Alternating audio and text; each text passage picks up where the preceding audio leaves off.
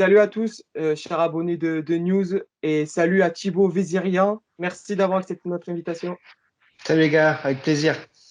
Donc Thibaut, pour ceux qui ne te connaissent pas, tu es un journaliste sportif, anciennement sur TF1 et maintenant sur CNews. Tu es rentré dans le groupe Canal+, et tu interviens aussi dans C'est que de la télé, présenté par Valérie Benaïm, également sur une chaîne YouTube First Team Sport, et tu présentes notamment la classe foot. Lucas, je te laisse poser la première question à Thibaut. Bonjour Enzo, bonjour à tous et merci encore Thibaut d'avoir accepté notre invitation. Alors on sait que c'est un peu compliqué pour tout le monde en ce moment. Comment pour toi ça se passe ce confinement? Moi, c'est simple. Là, principalement, mes activités tournent autour du sport.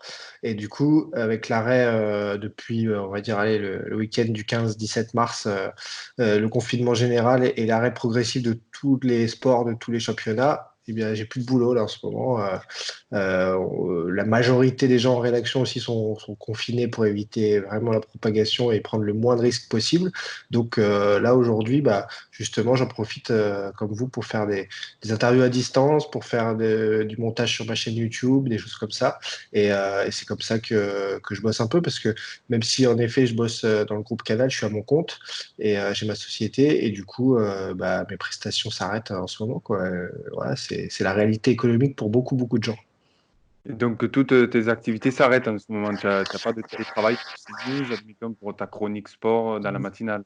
Non, voilà, comme pour la matinale, le sport est à l'arrêt, même si on parle Ouais. un peu de sport et de tous les problèmes que ça génère dans le monde du sport, la chronique sport en tout cas est à l'arrêt de la matinale CNews, donc pas de télétravail là-dessus.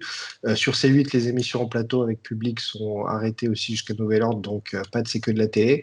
Et on continue, nous, à faire la classe foot, là, comme vous pouvez le faire via Skype, en étant chacun chez nous pour continuer à parler foot, mais quand l'actualité s'y prête. Alors parfois on a des Karim Benzema qui font des Insta Live, donc ça nous permet de discuter un peu de foot à nouveau ensemble, mais et des extras et de l'extra sportif. Mais sinon, non, malheureusement, très peu de choses à se raconter, même si on s'amuse comme tout le monde sur les réseaux à faire nos 11 de légende, à se remémorer les belles actions et les beaux buts. Et on a appris récemment la tragique disparition de Pape Diouf, ancien président de l'Olympique de Marseille. Comment tu as appris, toi, déjà, le décès de Pape Diouf? Oh, c'était un choc. C'était le soir par SMS. On a un groupe WhatsApp de la classe foot justement. Et je sais plus quel est le premier qui a posté le message et ensuite les notifications qui sont tombées petit à petit dans la soirée. Donc je savais qu'il devait être rapatrié. Ça, on m'avait dit un ami qui devait être rapatrié en France. Donc je savais que c'était plutôt grave, que ça faisait quelques jours que ça durait. Mais comme il devait être rapatrié, je pensais du coup que c'était quand même pris en main et qu'il allait pas être rattrapé comme ça. Donc non, c'est terrible, c'est terrible. Là, ça a été dur à. Je suis pas de sa famille, hein, mais je suis pas du cercle proche, mais une figure comme ce monsieur, c'est dur à avaler que le virus l'ait attrapé. Ouais. Pour rappeler, il était sous insuffisance respiratoire depuis samedi. Il était au Sénégal, il devait être rapatrié, comme tu l'as dit, à Nice, mais son état s'est aggravé. Et quel a été ton sentiment quand tu as appris cela? Ben moi, c'est simple, hein, c'est pour moi certainement le plus grand président qui ait connu l'OM parce qu'il a réussi à non pas gagner des titres, mais peu importe, moi je m'en fous un peu des stats. C'est surtout réunir le peuple marseillais, c'est surtout mettre en place une équipe avec du nez, avec diplomatie, des sentiments, et tout en restant ferme parce que il s'est toujours fait respecter.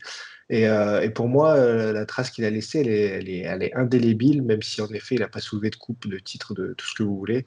Il a préparé le terrain en plus pour les prochains titres qui ont suivi. Et donc, c'est un monsieur exceptionnel. Et en plus, dans les relations humaines, un monsieur très particulier. Et le dernier truc, c'est il a réussi à placer au rang d'art l'utilisation des mots, le métier, on va dire, être un orateur aujourd'hui, c'est très compliqué, c'est difficile de parler en public et en privé, et ça se perd un peu aussi. Et lui, il trouvait toujours les bons mots, il savait toujours redonner à la fois un groupe, une équipe, une entreprise. Il savait faire, c'est avec l'expérience aussi que c'est venu. Mais voilà, c'est un parcours unique. Il est arrivé en France en 1970 et ça montre que avec le travail, avec l'intelligence, avec l'abnégation, en sachant s'entourer, et ben voilà, il y a rien qui peut nous arrêter. C'est un super exemple. Et on voit on va dire que c'était une personne exceptionnelle parce qu'on a vu qu'il réunissait tout le monde. On a vu même que ça soit des supporters parisiens, des supporters lyonnais. Là, tout le monde a fait cœur pour Pape Diouf et c'est ça aussi qui a été beau. Et dans les rues de Marseille, on a vu beaucoup d'hommages, beaucoup de banderoles et c'était vraiment exceptionnel. Et quel souvenir, toi, tu retiens de Pape Diouf? Est-ce que tu en as un en particulier? Est-ce que j'ai un souvenir en particulier? Je dirais que moi, ce qui m'a marqué, c'est un exemple de l'homme qu'il est dans ce monde capitaliste, business, champagne d'aujourd'hui. C'est au moment de la Coupe du Monde 2006.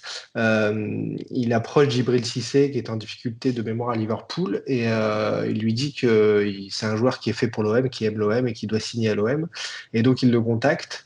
Ils sont assez d'accord sur sur toutes les clauses, etc. Sauf que Djibril Cissé dramatiquement se blesse le dernier match amical avant de partir à la Coupe du Monde. Et, et du coup, on pourrait penser que tout ça est caduque et que c'est terminé. C'était juste un coup de fil. Le joueur est blessé. En plus, il s'est pété la jambe malheureusement. Et en fait, pas du tout. Pape Diouf le rappelle et lui dit, c'est pas grave, on va attendre 6 mois, mais tu seras olympien dès cet été, et on va faire ce qu'il faut pour te remettre sur pied et tu vas réussir à l'OM. Et donc chapeau à lui parce que ça montre aussi qu'on peut, malgré l'argent, malgré ce qui se passe, malgré la concurrence, être un homme de parole. Et ça, c'est un super exemple aussi. Il peut y avoir des très bonnes personnes, même quand il y a des millions en jeu. Et une belle anecdote aussi d'Habib Beye qui récemment, parce que c'était son agent et quelques mois après, c'est devenu son président. Il y avait eu un problème de salaire. Pape Diouf avait rencontré son père par téléphone. Enfin, c'était aussi un bel homme et voilà, qui repose en paix. Lucas, Et si tu c'est peux poursuivre. Ce qui est Vas-y, juste, Thibaut. ouais, non, ce qui est juste intéressant en plus là pour tout le monde, pour tous ceux qui regardent et tout, c'est qu'en plus c'est quelqu'un qui a eu plusieurs casquettes dans sa vie. Et souvent, même en France ou ailleurs, on essaie de dire à une personne, ouais, toi t'es footballeur, toi t'es chanteur, toi t'es entraîneur, point. Lui, il a Ouais. réussi à être agent important, entrepreneur important. Il a donné des cours de journalisme aussi. Il a été président important. Voilà, on peut faire plusieurs choses dans sa vie avec réussite et tout en restant intègre avec les autres et humain. Et ça c'est top. Et on était dans son école d'ailleurs de journalisme et on s'associe avec tous les élèves et toute la direction pour rendre hommage à sa famille et toutes nos condoléances, pardon. Exactement, Enzo. Alors, pour revenir, Thibaut, à un sujet un peu plus léger, tu as rejoint en 2015 le groupe H2O et tu as fait d'abord, dans un premier temps, Touche pas à mon sport avec Estelle Denis. Pourquoi avoir quitté TF1? Parce que tu étais quand même chaque semaine aux côtés de Christian Jean-Pierre et Marion-Jolès Grosjean dans l'affiche de la semaine. Tu tenais une chronique, tout ça. Mais en fait, dans la vie, il y a des cycles qui se terminent. Tu vois, on parlait de Pape Diouf, justement. C'était un fabuleux agent. Et puis finalement, il est devenu directeur sportif président d'un club. Et puis finalement, après, il est devenu professeur. Et pourtant, il est en réussite là où il était. Donc, moi, ce que je veux dire, c'est que j'ai fait 9 ans et demi, 9 ans de CDI dans le groupe TF1, à LCI. J'étais à l'antenne quasiment tous les jours. Ça m'a formé, ça m'a appris. J'ai un peu tout connu, montage, tournage, l'enregistrement, du direct, des interviews. J'avais mon interview toutes les semaines sur LCI aussi avec des artistes sportifs connectés. Bref, j'ai connu plein de choses. Et en fait, au bout d'un moment, quand Estelle Denis et Cyril Hanouna vous disent, ouais, on va créer une nouvelle aventure, on va faire quelque chose de nouveau, je me suis dit, ça fait 9 ans que je suis dans la même tour, TF1 à Boulogne-Billancourt, que j'ai appris plein de choses, que j'ai rencontré plein de gens qui sont géniaux d'ailleurs et avec qui je m'entends toujours bien. Mais là, on me propose un nouveau truc. C'est bouillant, c'est chaud, ça va bouger, ça va être dynamique, ça va être une quotidienne, j'adore ça. Euh, on va s'amuser et faire de l'info. Parce qu'aujourd'hui, ce qu'il faut savoir aussi, c'est qu'à LCI, j'avais connu en direct, couvert via les infos vues du web, etc., 2 attentats. Que c'est dur de parler de la mort des gens, de traiter de thèmes aussi rudes. Quand on m'a proposé de revenir au sport, qui fait partie de mes premiers amours, je joue beaucoup au foot, etc. j'avais des contacts, du réseau là-dedans. Bah, je me suis dit, c'est la fin d'un cycle, c'est un autre qui s'ouvre. Je vais monter ma société, je vais travailler comme ça avec le réseau que j'ai sur plusieurs choses, être libre. C'est important aussi dans la vie de prendre un peu de liberté parfois. Et je dis pas que je reviendrai pas en CDI ailleurs, je retravaillerai pas uniquement pour une seule chaîne. Aujourd'hui, il y a CNews, C8, il y a YouTube. Je travaille aussi pour Orange, faire des interviews de footballeurs. Donc ça m'a permis Mm. d'aussi développer mon panel. Et ce qui est important, c'est que comme j'ai découvert aussi un autre monde, le monde de la production télé, le monde un peu plus du divertissement, j'ai encore appris d'autres choses. Et voilà, je pense qu'il faut toujours apprendre. Il faut se remettre en cause aussi souvent, parce que j'aurais pu rester en CDI. Là, on est 5 ans, 4-5 ans plus tard, je serais toujours en CDI là-bas, j'imagine.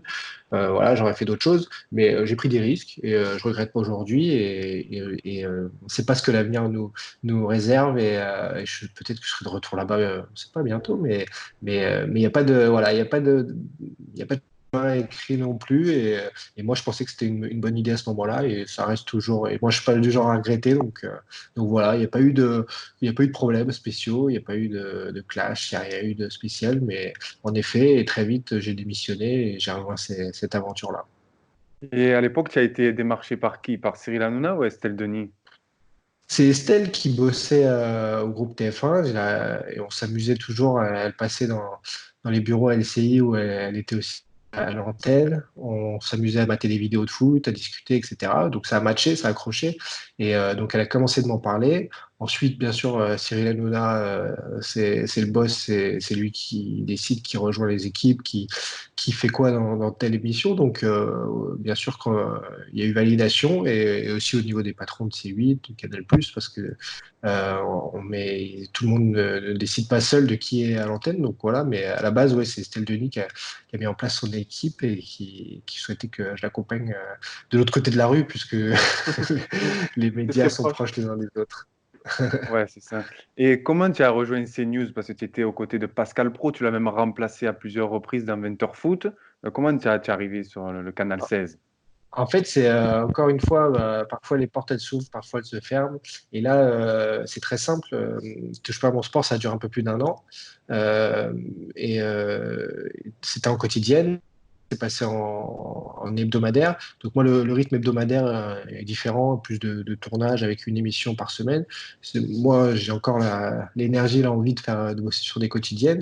Et bref, donc ça avait repris comme ça en hebdomadaire.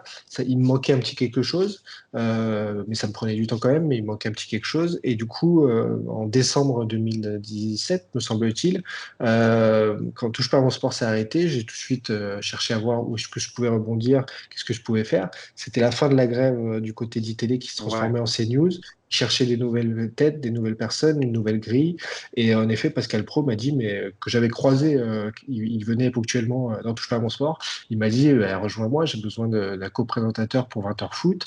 Et puis après, on verra si ça match, si ça le fait. Et en effet, je me suis fondu dans le truc. C'était déjà 20h foot, une institution qui fonctionnait bien. Donc, j'ai pris juste la relève et j'ai présenté en effet 8 mois avant de migrer pour la matinale et faire les chroniques sport de la matinale. Et en effet, la soir et matin, ça devenait incompatible. Donc j'ai laissé ça. Et puis, 20h foot, c'est petit à petit arrêté en plus. Donc j'étais content d'avoir rejoint cette super équipe de matinale et de me lever à 3h30 du mat.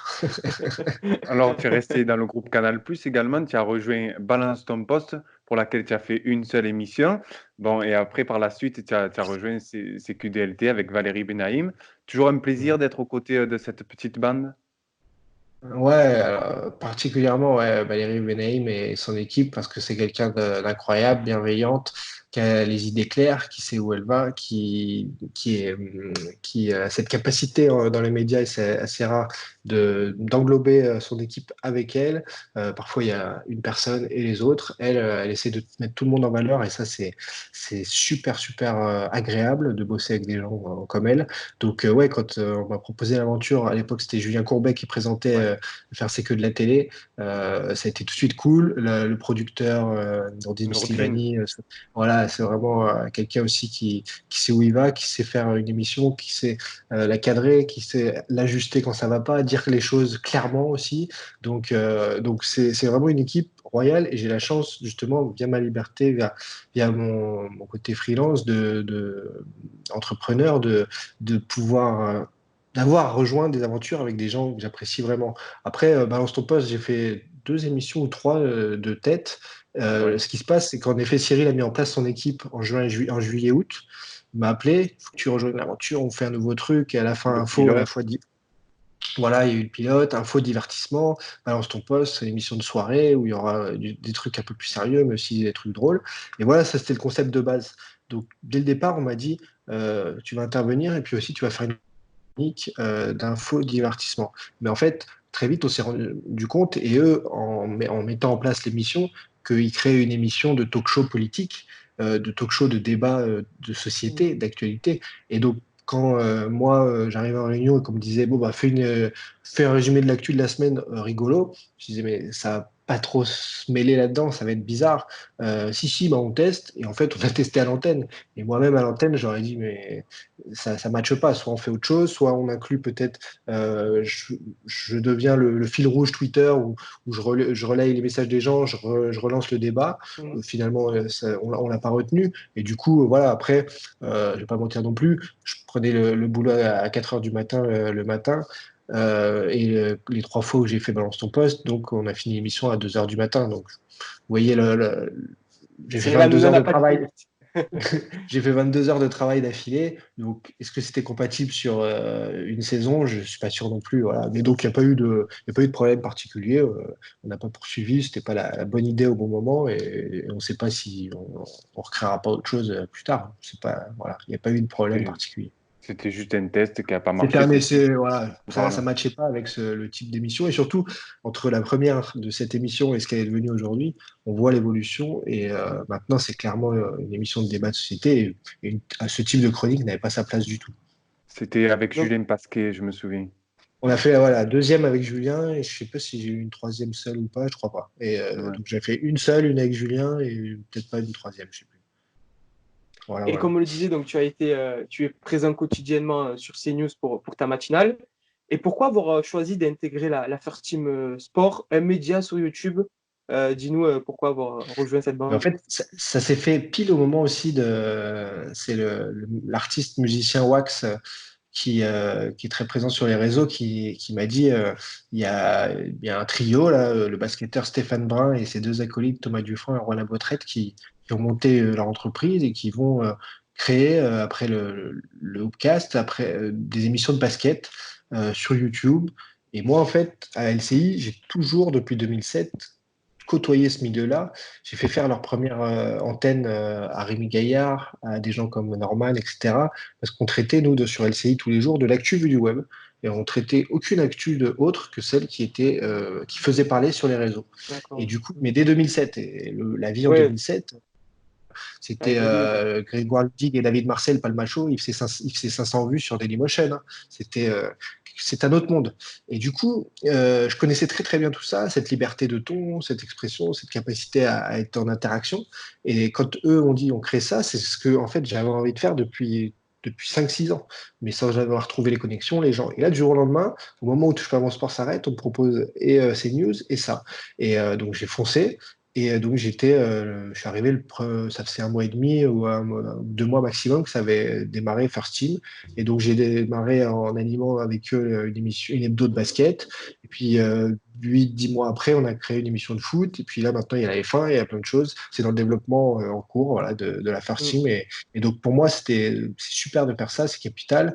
Là depuis 2 mois, j'ai monté ma chaîne YouTube parce que pareil, j'ai On en envie d'être parlera plus ouais, tout à proche. l'heure. Ouais. Voilà. Et c'est cool. Voilà, c'est vraiment un exercice que j'adore parce que on n'a pas l'oreillette avec les pubs qui arrivent. On n'est pas pris par le temps. Si on veut discuter Libre. longtemps, on discute longtemps. Si les gens veulent zapper, ils coupent, ils reviennent après. Voilà. Et ça, pour moi, c'est le nouveau monde et c'est cool. Sur First Team, il y a également l'émission en roue libre avec Paul Ouais, et Joseph sur le cyclisme. exact. Ouais. Un autre média où tu interviens, c'est sur la Team Orange. Tu interviews régulièrement des joueurs. Quelle a été ta plus belle expérience en tant qu'intervieweur? Franchement, je, J'aimerais répondre autre chose, mais passer presque 2 heures à Madrid avec Zinedine Zidane, on ne pourra pas faire Pas beaucoup faire mieux. mieux. Ouais, franchement, à l'époque d'LCI, je m'étais débrouillé pour avoir 15 minutes face à face avec Ronaldo, le Brésilien. Alors c'est enfin c'est la même époque, mais ça a peut-être marqué différemment les Français. Mais Ronaldo, pour moi, c'est un mythe et légende. Ah oui, oui. Donc ça m'avait vraiment, j'étais dans le dur. Mais Zidane, alors en plus on avait mis en place le tirage au sort de 3 fans qui avaient le droit en même temps que moi de lui poser des questions préparées, de le rencontrer. Donc on filmait la rencontre à Madrid. Donc ça a été un grand moment. Non pas parce que j'appréhendais, voilà, Zidane, moi j'ai surkiffé comme tout le monde, mais j'étais pas fan hystérique à trembler. J'ai un profond respect pour lui et ce qu'il fait à Madrid, etc. Mais donc je m'apprêtais à une très belle interview et un truc sympa. Et en fait, quand je suis arrivé, ce Zinedine Zidane, c'est charisme exceptionnel, aura, bienveillance, qui sait trouver les bons mots. Enfin voilà, il est devenu un vrai coach, un Un vrai grand monsieur qui monsieur. Ouais. sait, voilà, un grand monsieur. Et donc, 1 heure et demie avec, c'est assez rare d'ailleurs. Euh, Quand je fais des interviews, quand je suis à l'antenne, je suis toujours concentré, on sait sur quoi on va, même quand on a une info dans l'oreillette, on sait que derrière, il y a la pub, on sait derrière qu'il faut relancer avec une question, pas deux, enfin, on a 10 000 infos. Et là, c'est une des rares fois je sais quoi, j'ai 13, 14 ans de télé, où mon cerveau s'est un peu déconnecté pour être spectateur, en pleine interview. C'est-à-dire que j'étais là, ah ouais, c'est intéressant ce qu'il dit, vraiment, c'est cool. Ah ouais, non, ça c'est juste, ah ouais, ça je l'aurais pas dit de moi-même, c'est vraiment intéressant. Et tout d'un coup, elle me dit, oula, attends, redresse-toi, Ouais. reprends ton sérieux, il faut que tu relances sur une prochaine question, il faut aller sur la suite, et ceci, et cela. Un peu Et du coup, déboussolé. ouais, et j'étais là, waouh, impressionné par voilà, le talent d'orateur aussi. Et certains avaient des vrais doutes quand il était un peu taiseux pendant sa carrière de footballeur. Et en fait, c'est devenu un grand monsieur. Ouais. Et donc, forcément, ce moment-là, c'était il y a 2 ans presque maintenant. Ouais. Et d'ailleurs, Fred Hermel qui en parle dans son livre que j'ai lu particulièrement et qui est vraiment exceptionnel également. Tu parlais de ton projet, donc en 2019, tu lances Two Gold Club. Est-ce que tu peux nous en parler un peu plus de ce beau projet? Ouais, alors Togoal, en fait, c'est assez simple. Là, c'est en stand-by en ce moment. C'est une application qui a été créée l'an dernier, tout simplement, en 2019. Et le but de cet entrepreneur, c'était de créer un réseau social bienveillant, pas comme Twitter, où vraiment tous les fans de foot à la base et puis les fans d'autres sports pourraient se réunir pour vraiment discuter purement et simplement de foot, pas être sclérosés ou embêtés par des gens qui sont à la marge et qui vont dire ah, ils gagnent trop, hein, ces Hmm. footballeurs, c'est juste des Parler gens qui ballon, touchent le parler ballon. sérieusement. Voilà, Hmm. exactement, entre nous, tout simplement. Et, euh, et il se trouve que bon, l'application, bon, bah, elle n'est pas spécialement, elle n'était pas extrêmement bien faite, etc. Mais on m'a promis tout de suite plein d'améliorations, plein de bonnes choses à faire dessus. Il avait l'arrivée de la vidéo, etc. Et on m'a dit, et aussi, on voudrait qu'avec Julien Cazard, avec d'autres, tu aies, toi, ton podcast, que tu reviennes le lundi sur l'actu Ligue 1, que Julien Cazard lui parle de l'actu internationale et que, par exemple, Paris United et les Marseillais aient leur émission, une sur Paris, une sur Marseille. Je trouvais le concept de 4 émissions fixes, une bonne grille de programme par semaine, tout en sachant que les podcasts, c'est très dur à rentabiliser. Donc moi, j'avais mis en garde tout de suite. Et donc, on m'a dit, non, mais lançons le truc, voyons comment ça prend. Et ça a très bien pris parce qu'on était, je crois, monté jusqu'à 15-20 000 écoutes par semaine. Ah, C'est assez pas mal. surpris d'ailleurs. Mais malgré ça, c'est pas avec ça qu'on paye un présentateur et 3 ou 4 chroniqueurs. Donc on a fait Oui, il ça fallait sur, trouver d'autres alternatives ouais. pour rentabiliser. Donc, on a fait ça sur 3 4 mois, bonne petite aventure. Et à un moment donné, l'entreprise, là, elle est à la recherche voilà, de sponsors, de partenaires, etc. Se redéveloppe aussi à Londres via pas mal de joueurs qui croient en cette idée et veulent participer à ça. Donc, il y a pas mal de joueurs pro quand même qui se sont inscrits. Mais après, on va pas se mentir, il y a une économie à mettre en place. Moi, je suis entrepreneur, mais ça, c'est pas non plus mon bébé. Donc j'ai apporté ma pierre à l'édifice. On a fait des bons programmes. J'ai mis en place ma propre équipe avec des gens que je connais bien, comme l'ancien joueur Pierre Boubi, comme l'agent Jérôme Mahari. J'ai fait venir du monde, voilà, pour essayer de créer une cohésion, une équipe. J'ai j'ai placé, j'ai aidé mon ami Jean-Marc Nichanian Oui, de Plan de Clic Marseille. vers Marseille, On voilà, le à connaît, ouais. créer, à créer cette émission parce que lui, il a envie de parler foot avec sa gouaille et son côté humoriste. Je lui ai dit, bah vas-y, tente le coup. Donc lui, il a lancé ça et il continue à le faire de chez lui, d'ailleurs, le programme. Je crois qu'il le diffuse lui-même désormais, à jamais Marseillais. Donc un podcast uniquement pour les passionnés de l'OM. Et donc voilà, donc je suis content finalement, bah, même si c'est pas resté chez Togo, hop, ça bouge. Les gens, ils ont créé aventure, voilà, je le surveille et donc moi le Togo Club en ce moment c'est en stand-by mais ça reprendra peut-être. Voilà. L'exercice podcast me plaît aussi parce que c'est vrai que maintenant tout le monde parcourir dans la voiture, ailleurs, l'audio c'est cool aussi quoi. Et pour terminer, est-ce que après le confinement, est-ce que tu sais comment ça va se passer pour toi? Est-ce que tu as des informations concernant, par exemple, les médias, etc., ou rien du tout? Enfin, franchement, on est dans une telle crise économique et humaine, enfin avant tout humaine, que je t'avoue que c'est pas parce que je suis à Paris qu'on a plus d'infos. C'est pareil, c'est la galère. Moi, je suis entrepreneur, je suis à mon compte, donc là, il y a zéro. Je comprends. Voilà, mais c'est le jeu pour plein de gens. Hein. Je me plains pas plus que d'autres. Hein. C'est difficile. Après, si ça dure un mois, 2 mois, ben, on va faire face. Si c'est vraiment une crise qui est encore plus profonde et on ne sait pas. Là, ça va être compliqué, mais pour tellement de gens. Donc non, non, j'ai rien à répondre de spécial. Est-ce que les chaînes, au bout d'un moment, vont essayer de revenir à des programmes, un peu de divertissement et tout, pour changer les idées des gens? Je sais pas, mais on espère tous reprendre petit à petit en mai quand même. Là, en avril, on sait tous que non, mais on espère tous qu'en mai, allez, on reprend et que je puisse peut-être parler de foot en juin, juillet, quoi. Ça, c'est clair que c'est ce qu'on espère. Après, quand on voit quand même c'est long à se mettre en place en Chine, même si ça y est, ils revivent un petit peu. Mais les championnats, je crois pas que même le championnat de basket n'a pas encore repris. Donc nous, ouais, si on reprend les championnats en juin, ce serait déjà top. On a appris d'ailleurs il y a quelques jours que le championnat belge s'était arrêté, que c'était Ouais. Bruges qui avait été champion. Qu'est-ce que tu en penses, toi, de ça? Est-ce que tu penses que les championnats vont reprendre? Moi, je pense vraiment que ça va reprendre parce que le championnat belge, voilà, sans leur manquer de respect, c'est quand même mineur et ils ont pris leur décision. Et ils ont certainement raison. Je connais pas le cas particulier de la Belgique, même si, à mon avis, plus on est un petit pays, moins on a de population, c'est quand même peut-être plus facile de faire attention à ça. Mais bon, le foot, c'est mondialisé, c'est le monde entier, c'est des joueurs du monde entier qui voyagent, qui bougent, donc c'est dur à gérer. Mais non, moi je me dis que ça va reprendre, juin, juillet. Allez, si c'est juillet, peut-être sur août, et après on décale la suite. En France, l'an prochain, il n'y aura plus de Coupe de la Ligue. Il y aura peut-être des journées où on pourra ramasser un peu plus la programmation, non? Moi, je vois pas comment on pourrait arrêter dès maintenant. Et même si on nous dit, si en effet la crise elle continue jusqu'à juillet-août, on est confiné malheureusement, on n'aura pas d'autre choix peut-être. Et là, à ce moment-là, il faudra arrêter le championnat, et ce sera historique à ce classement-là. Est-ce que c'est juste? Il y Je aura ne sais débat. pas. Mais ouais, il y aura débat et après, il n'y aura pas de vérité. Là, on est dans un monde aussi où tout le monde donne son avis, on est tous connectés, c'est mondialisé. Mais je crois que sur cette crise, il n'y a jamais personne qui a eu la vérité, ni sur le passé, ni sur l'avenir. Tout le monde se plaint de tout, On mais est dans le flou. je sais pas qui.